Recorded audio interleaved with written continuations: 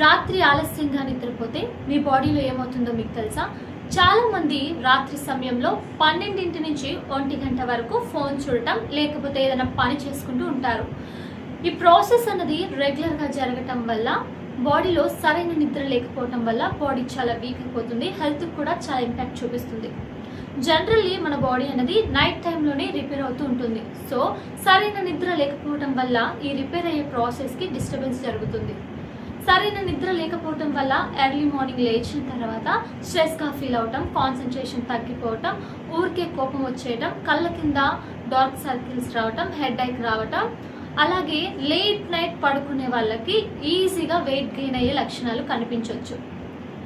లేట్గా నిద్రపోవటం అనేది కూల్గా అనిపించినా అది మన శరీరానికి ఇమ్యూనిటీ పవర్ని చాలా వరకు వీక్ చేసేస్తుంది.